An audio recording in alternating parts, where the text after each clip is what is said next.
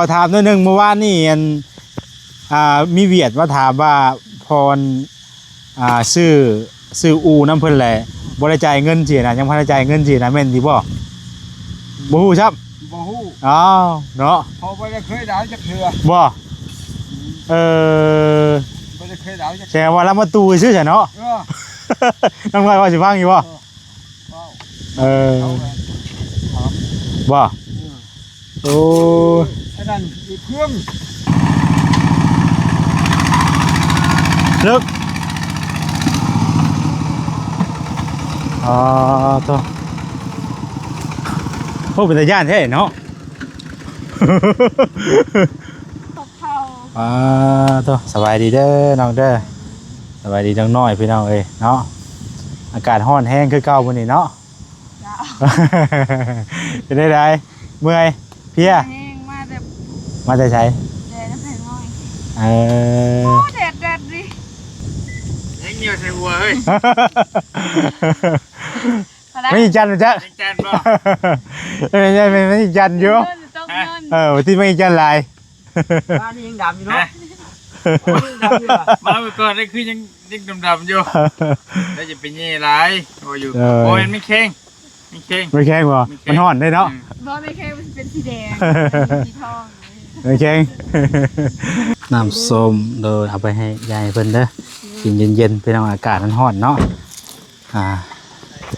ลบคุมร้อนพี่น้องเลย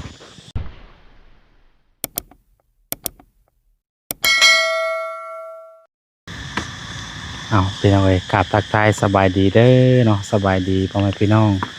บนสุขสู่คนพี่น้องเลยเปิดภาพเปิดคลิปมาเมื่อนี้ก็พ่อกันอยู่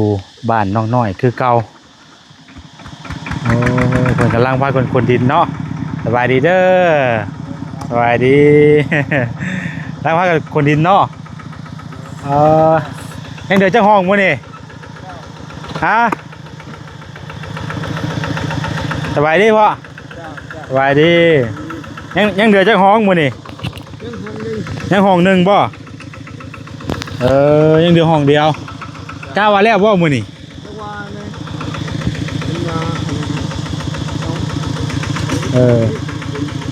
จังว่ายังบ่ทันฮู้เนาะเฮ็ดเบิ่งก่อนเนาะ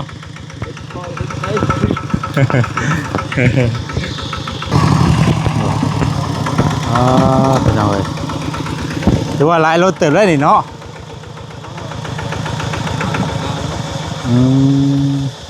4-5 รถขุดแบบนี้ได้ก็ส่วนขึ้นเนาะแต่ว่าบุขุดแบบที่วันมันแข็งเนาะเมื่อวานนี่มาอยู่แต่ว่าไม่ได้เข้าการว่านี่เนาะเขามันหักว่าหัวไปหัวไปหัวทึกมันไปหาอะไรผู้สาวงัวไปนะผู้สาว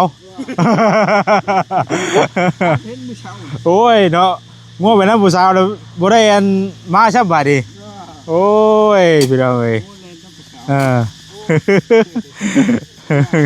งัวกันแล้วนะผู้สาวเนาะบาดนี่ฮักกี่ดีพี่น้องเอ้ย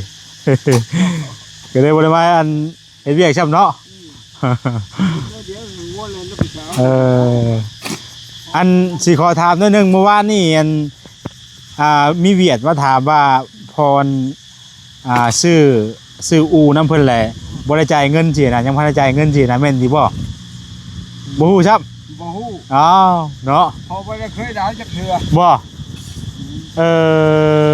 บ่ได้เคยดาวจักแสดงว่าเรามาตู้ซื่อซะเนาะน้องน้อยว่าสิฟังอยู่บ่บ่โอ้อันนั้นอีกเครื่อง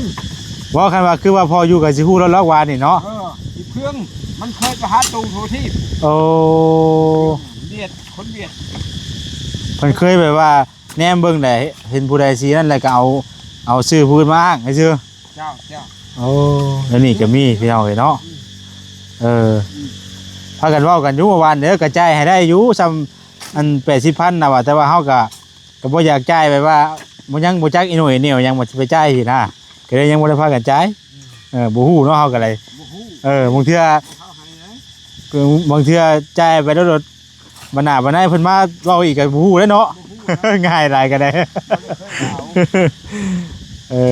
ฉันบ่สาพี่น้องเอ้ยเนาะ แล้วเขาจะเสือ อืม เพื่อนมันเคยไปหาตูทัวที่แต่กระว่านท่าน เพิ่นมาเรื่อยบ่แถวนี้น่ะเออ คนแต่บุญอ้วนน้ำยำลก บ่ พากันนั่งอยู่ห่มมันว่ากกหมักเป็นนั่นแหละเมื่อวานนี่นั่งอยู่ดีๆรถเกี่ยวจักถามมาว่าพอจะอยู่บ่ว่าซั่นงงแล้วบัดนี่เนาะเพราะว่าตาเป็นนั้นผู้เป็นลูกชายพ่ออีกได้เอาเบอร์ให้ว่าซั่น เอ้ยว่ะพากันงงว่าทิพย์ เราเรียกกระเทือ ก็จะคือ อ่า จะเคยดาว เรือโอ้มันจะสร้างเป็นคนเฮาเนาะ พากันงงแล้วเมื่อวานนี่เนาะพากันนั่งอยู่ดีๆแล้วพากันเพิ่นมาถามเลยเนาะครับเพิ่นว่าสิไปน้ำผู้ใดแหละมาถามเพิ่นสิค่อยสิไปน้ำเบิ่งเพิ่นเด้อว่าซั่นเถียงอยู่ใกล้ๆนี่ว่าซั่นสิไปน้ำเพิ่นมาคุยกันว่าซั่นได้อไปเลยบ่กลับมาเลย ไปว่างๆเนาะ โยมันแม่นเนาะมันแม่นแล้วก็ไปเลยบัดนี้เนาะ จ้า เอ้ย ไม่เคยไปหาตูทัวที่ น้ำบ้านหลวงไปหาตู บ่มามื้อนี้มี3คนมามื้อนี้เนาะได้ผู้ช่วยมาอีกผู้นึง ใกล้แล้วพี่น้องไอ้เบิ่งแหละเบิ่งแล้วยังเหลือห้องเดียวเนาะ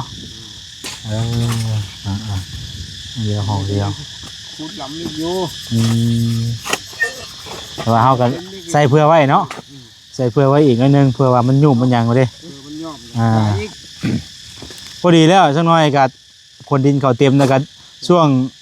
เดือน6นี่ช่วงเดือน6นี่ก็ฝนตกห้ามใส่มันก็เจ็บเนาะ มันจังแน่นคักพี่น้องเอ้ยได้ปรับให้หน้านำเลยเนาะ อันนี้กกจิกบ่อยป่ะคือเป็นหมากเนาะ เป็นหมากหมาก เป็นหมากขึ้นหลอกนี่ หมากย่าง กกย่างบ่ คือแบบหมากย่างนี่นะ กำลังเคยเห็นเลยพี่น้องแต่ก็บ่เคยเห็นแต่กกย่างแล้วออกดอกโอ้อะไรถึงชวนใหม่บ่นี่ เบาไม่สิ บ่าวภาษาบ่แข่งคักเป็นหยังบัดนี้เนาะ บ้านเดี๋ยวว่าออนเอเล่อีเดียวชื่อมาให้ว่ะ แม่นแล้วครับว่าส่วนแบบที่น่ะมันก็ส่วนมันแข็งมันก็ส่วนง่ายเนาะ แล้วสิง แต่ว่าส่วนบ่ดีเนี่ยก็ห่วยเหยียบบ่นึงก็พับอ่างล่างบ่แห้งได้เนาะ เอาไอ้ควันอุดกันเลยแบบนี้ ถือว่ามันทุกข์ได้หลายเติบพี่น้องเอ้ยบ่ธรรมดามินิเอ้า เขาตาย เออ อีกเครื่องมันเคยไปหาตู้ทัวที่แล้วเคยชื่อเสลามันคนเบียดมันกันคนแบบมันบดเต็มบ่อนั่น แบบนี้ก็มีเนาะกำลังเคยเห็นแล้วมาแสงครั้งแรกได้นี่ โยเนาะว่าถ้าเฮาสิงุ้งว่าเนาะต้องน้อยก็ยังบ่จักกันว่าแหละ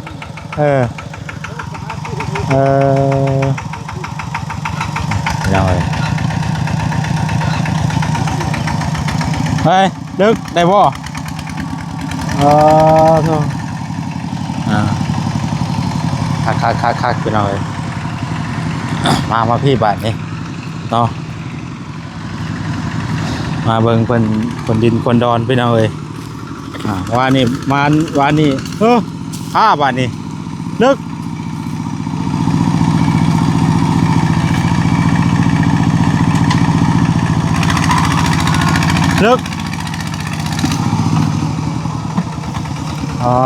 โธ่โอ้เป็นตาย่านแท้เนาะ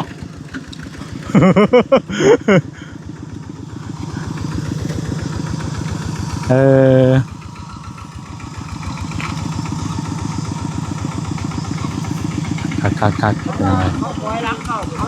แต่ว่าปล่อยหลังไม่ได้เนาะ ฮะ เอาข้างเนาะหน้าดิเอาแคบ อืม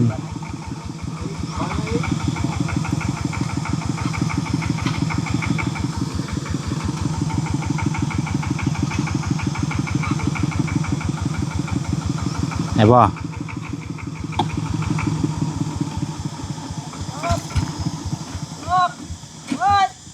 บ่เดียบแล้ว จ้ะ ที่ยังห่างอยู่จำไม่ได้ยายมีสิตามเนาะ ย่อใช่เป็นยังย่อยับเข้ามาอีกยังย่ออะไร เลยเนาะ ได้แล้วเนาะพอเนาะพอยังเฮือแห้งติงตังเลย ให้สิเต็มเลยนี่เนาะพอกันอีกแล้ววันนี้ไปเอาเลยเนาะ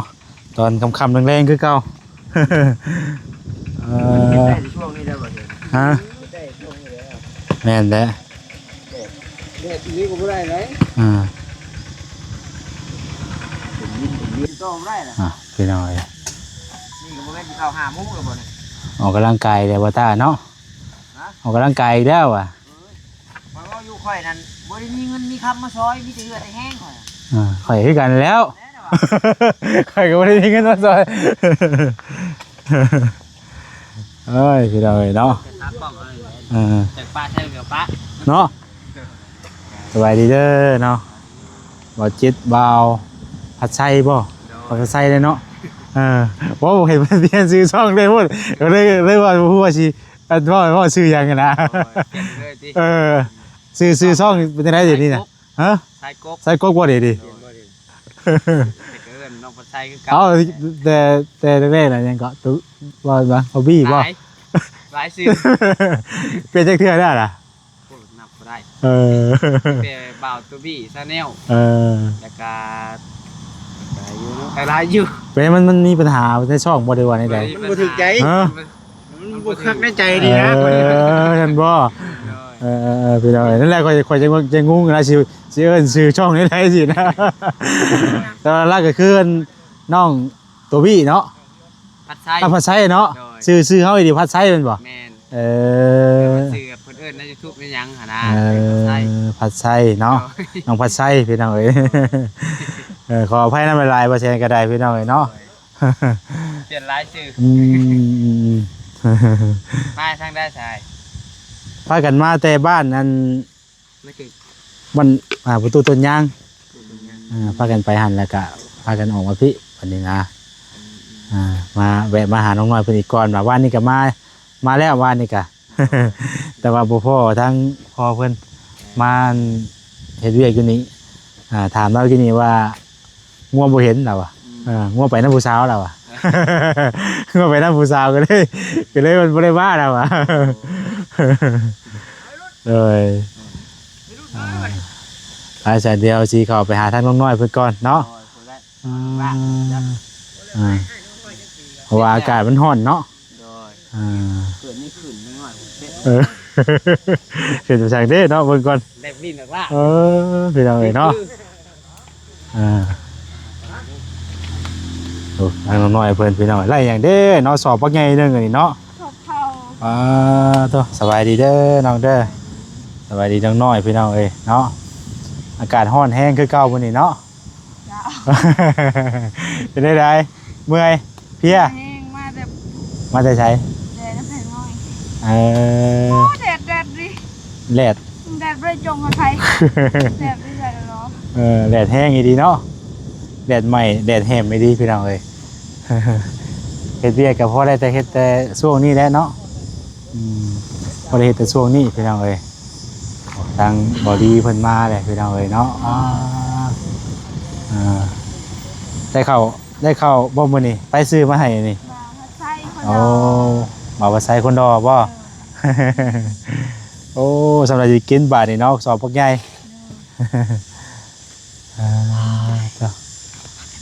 อากาศก็ร้อนอ้าวพอสมควรพี่น้องเอ้ยพากันออกมาแตะลุนแล้วบ่ โดยเดินเจอมาสองโมง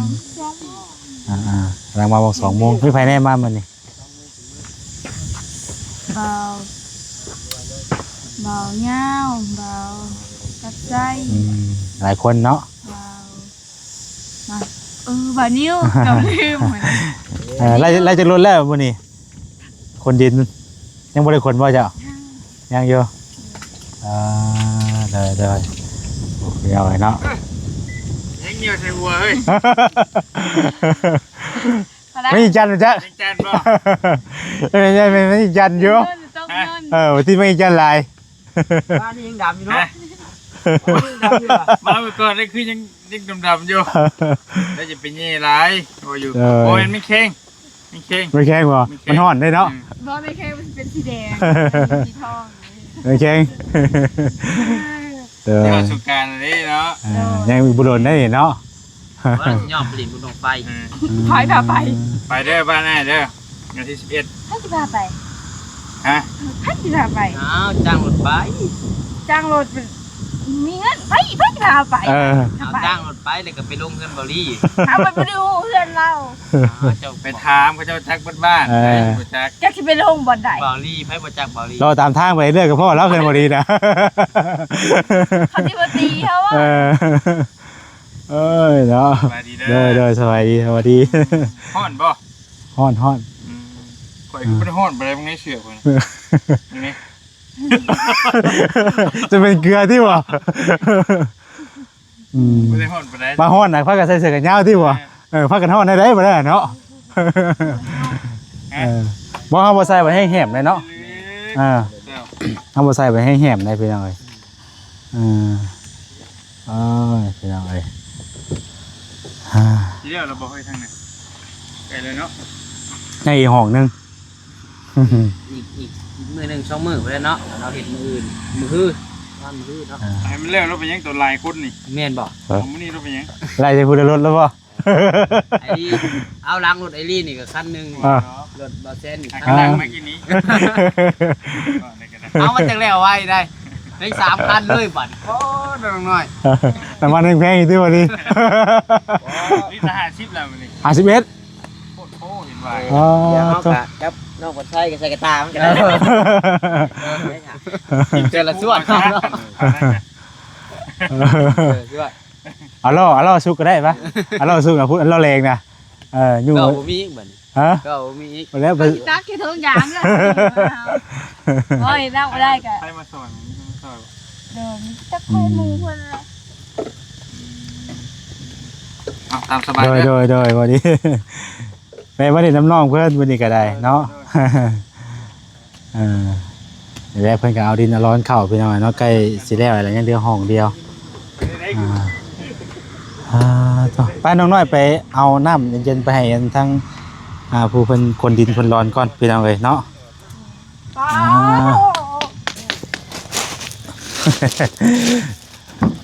อึ๊บใส่น้ำส้มโดยเอาไปให้ยายเพิ่นเด้อกินเย็นๆพี่น้องอากาศมันร้อนเนาะลบความร้อนพี่น้องเลยลบความร้อนไว้ดีมาอีกวันนี้สิแล้วบ่แล้วสิลงบ่ได้เนาะเดี๋ยวต่อมันจะไกลนิดนึงเนาะโอเคใจก็เกณฑ์อยู่ น้ำส้มเนี่ยคือว่ากวงเติบห้องหนึ่งกันเนาะจังแมทนี่พ่อ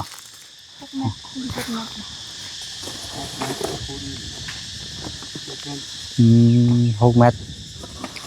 คูณ7 6 คูณ 7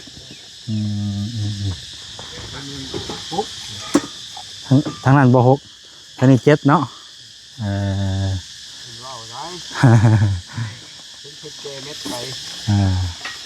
ได้เลยกับพอ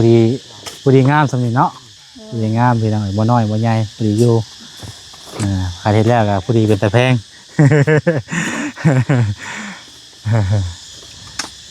ตักแล้วพี่น้องเลยควันอูดกันได้ดิเนาะถ้าว่าบ่มีผานี่น่ะสิง่ายอยู่เนาะแต่ว่าเฮือนรถน่ะชุดลายอยู่บ้านว่าแซนบ่ค่อยมีผานี่นะกระจายเสียงออกมีอยู่บ่บ้านเจ้ามีอยู่บ่แต่บ่มีเงิน นี่การแบบบึงผา มันมีแต่เฮือนมันซื่อๆนะแต่มันก็สิอารมณ์ง่ายกว่ากันเพิ่นหน่อยแต่ว่าสิบ่ มันสิบ่ได้เฮ็ดลายไปสิ มันต้องได้เฮ็ดคอกเนาะต้องได้เฮ็ดคอกต่างหากมันต้องได้เฮ็ดคอกขึ้นมาอีกนิดนึงอันนี้ก็แสดงว่ามันบ่ค่อยได้บรรทุกไม้บรรทุกตอกปานใด